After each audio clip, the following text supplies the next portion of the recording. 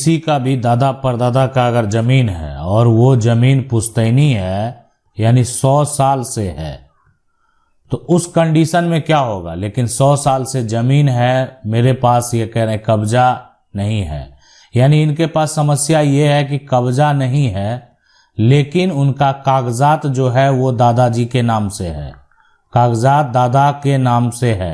अब ऐसा सिचुएशन में क्या होगा, देखें अगर आपकी ज़मीन है और आपके पास ज़मीन का कागजात है और आपके पास ज़मीन का कब्ज़ा नहीं है, तो आपको जो कानूनी प्रक्रिया है उसके तहत कार्रवाई करनी ही पड़ेगी।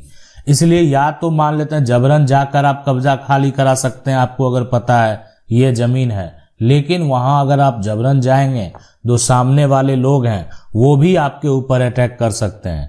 तो ऐसा नहीं करना चाहिए जिससे कि जो सिविल केस का मामला है वो क्रिमिनल केस में तब्दील हो जाए। इस बात को आपको समझना बेहद ज़रूरी है। आप जाएंगे आपस में मारपीट कर लेंगे, किसी का सर फूटेगा, तो ऐसे में जो है उस समस्या का हल नहीं निकलने वाला है।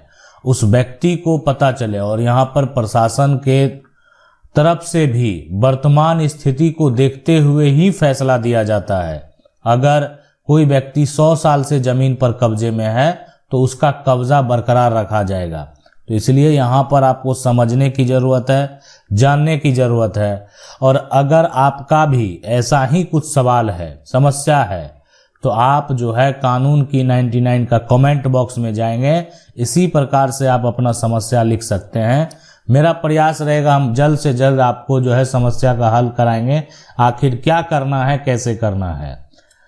मेरे पास कागज है, ये कह रहे हैं कागज तो है मगर कब्जा नहीं है। मेरे दादाजी की पुश्तैनी जमीन है 100 साल पुरानी। अब ये कागजात जो आपके पास है, तो कौन कौन से कागजात है। अगर जमीन यहाँ पर पैतृक जमीन है, पुश्तैनी जमीन है, तो हो सकता है जमीन का खतियान होगा, हो सकता है जमीन की रजिस्ट्री होगी जो कि पूर्वज के समय से है, हो सकता है जमीन का रसीद होगा या अन्य कोई दस्तावेज जो भी है जिससे ये साबित होता है ये जमीन आपकी है।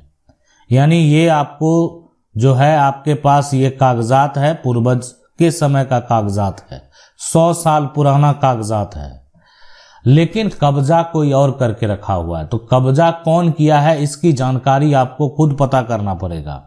अब ये जमीन है, इस जमीन पर किसका कब्जा है, जमीन पर किसका कब्जा है, ये पता कौन करेगा किसका कब्जा है। ये तो आपको पता करना पड़ेगा कि आपकी ये जमीन कहाँ पर है।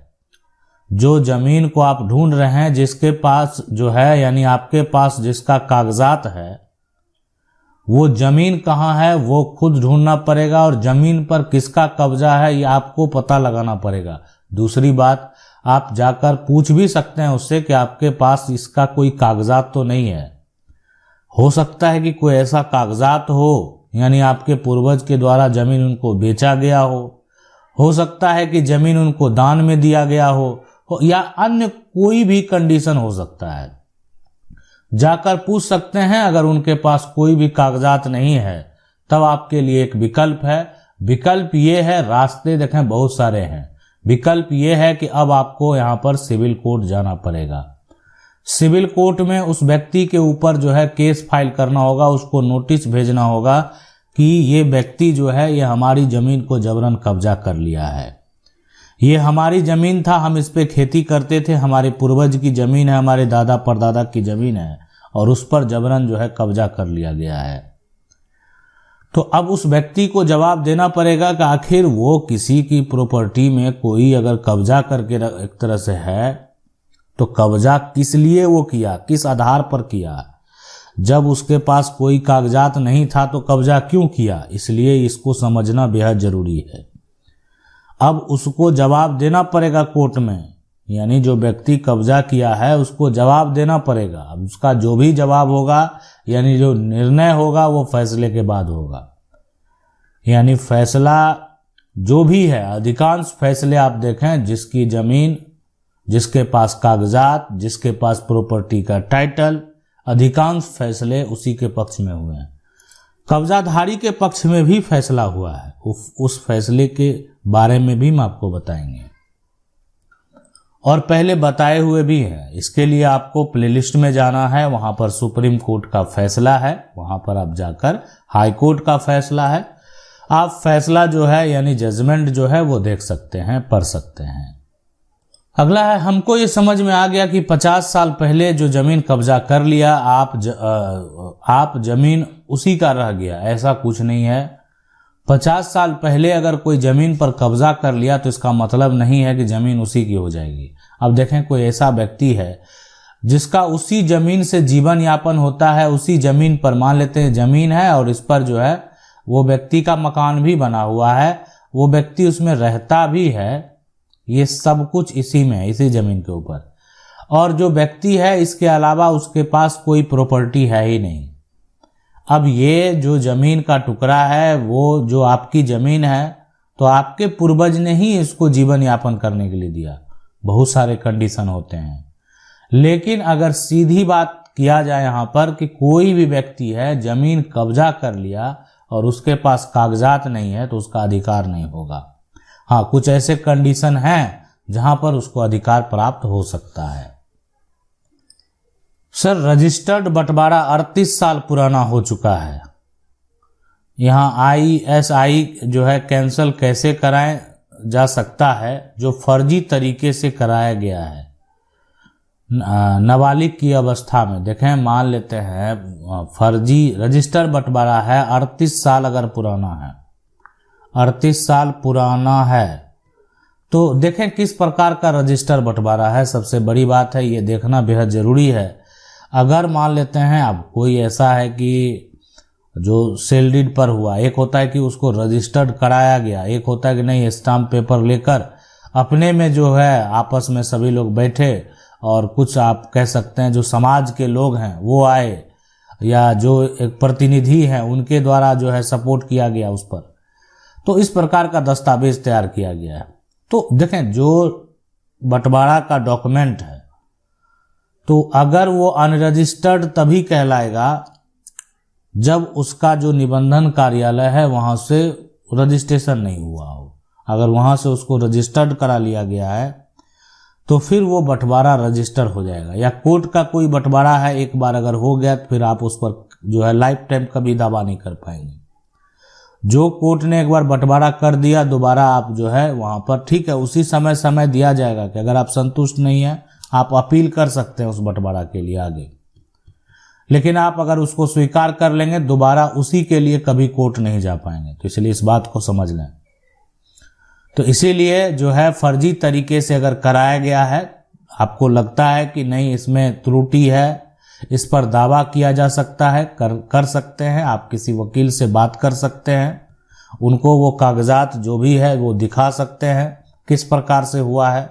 अगर लगेगा कि नहीं इस पर दावा किया जा सकता है तो जरूर किया जाएगा और आप उसको कैंसिल भी करा पाएंगे।